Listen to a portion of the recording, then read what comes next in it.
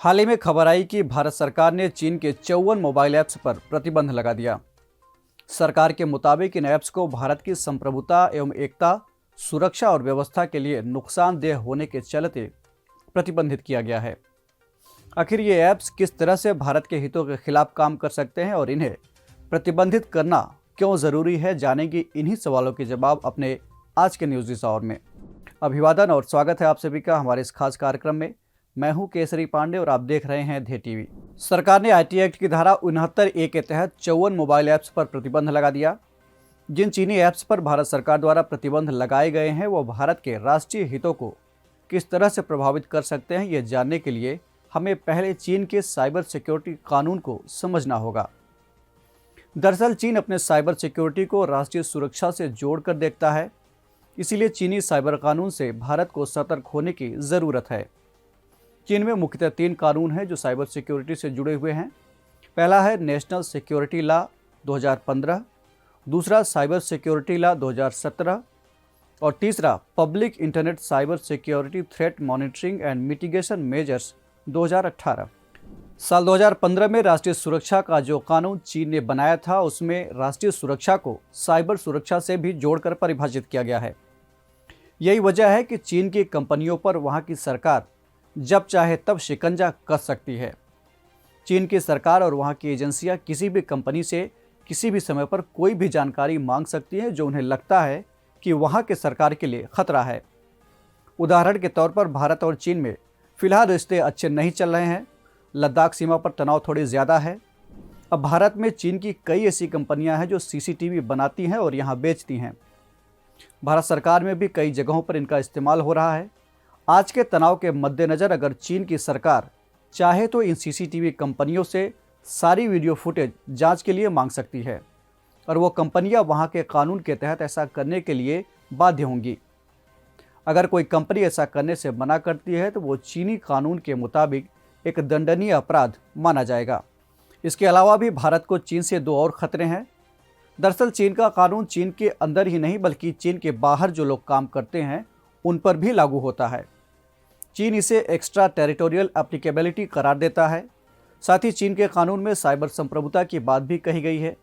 चीन का मानना है कि केवल राष्ट्रीय संप्रभुता से काम नहीं चलेगा। जिस किसी साइबर स्पेस में उसे खतरा है वो अपनी संप्रभुता को बचाए रखने के लिए कोई भी कदम उठाएगा। साल 2018 में इलेक्ट्रॉनिक्स और सूचना प्रौद्योगिकी मंत्रालय भारत सरकार के एक विभाग ने साइबर सुरक्षा से जुड़ा एक रिपोर्ट तैयार किया था। इस रिपोर्ट के मुताबिक भारत को साइबर सुरक्षा का सबसे ज़्यादा खतरा चीन से है। भारत में 35% साइबर हमले अकेले चीन से किए गए हैं। बता दें कि अंतर्राष्ट्रीय स्तर पर कोई साइबर कानून मौजूद नहीं है, इसलिए अलग अलग देशों का अपना अलग अलग कानून है। इसमें चीन का साइबर कानून सबसे कठोर यानी कड़ा माना जाता है। एक्सपर्ट्स का कहना है कि सरकार के इस फैसले से भारतीय मोबाइल ऐप्स कंपनियों के प्रतिस्पर्धा में कमी आएगी और ये उनके वृद्धि का एक अच्छा अवसर हो सकता है। हालांकि किसी भी बाजार में प्रतिस्पर्धा में कमी यूजर्स के लिहाज से अच्छा नहीं कहा जा सकता। सामरिक नज़रिए से देखा जाए तो इस फैसले का चीन पर आर्थिक दबाव ज़रूर पड़ेगा। साथ ही अगर कानूनी नज़रिए से देखें तो भी एक बेहतर फैसला माना जा सकता है, क्योंकि राष्ट्रीय सुरक्षा से जुड़े मसलों को अदालत में चुनौती देना थोड़ा मुश्किल होगा। गौरतलब है कि भारत में अलग से कोई साइबर सिक्योरिटी कानून नहीं है। व्यक्तिगत डेटा संरक्षण विधेयक 2019 अभी भी संसद में लंबित चल रहा है। साइबर अपराधों से निपटने के लिए सरकार आईटी एक्ट का ही सहारा लेती है। आईटी एक्ट के तहत अगर कंपनियां सरकार की बात नहीं मानती हैं तो दंड के लिए प्रावधान तो हैं, लेकिन वो बहुत कठोर नहीं है। ऐसे में इस समस्या से निपटने के लिए सरकार को मजबूत साइबर कानून बनाने की ज़रूरत है। ये कानून इस तरह से होना चाहिए कि विदेशी कंपनियां चाहकर भी अपना डेटा दूसरे देशों में न भेज सकें। भारत का आईटी एक्ट साल 2000 का बना हुआ है। साल 2008 में इसमें कुछ संशोधन किया गया था, लेकिन बदलते वक्त के लिहाज से ये संशोधन नाकाफ़ी हैं। आईटी क्षेत्र में जिस तरह से लगातार बदलाव हो रहे हैं उस हिसाब से इस कानून को अपडेट करने की ज़रूरत है। तो ये थी बात चीनी ऐप्स पर प्रतिबंध की, और अब बारी है आज के सवाल की। आपको कमेंट करके बताना है कि व्यक्तिगत डेटा संरक्षण विधेयक 2019 के क्या उद्देश्य हैं। हम फिर मिलेंगे एक नए कार्यक्रम के साथ। तब तक के लिए पढ़ते रहिए और बढ़ते रहिए। नमस्कार।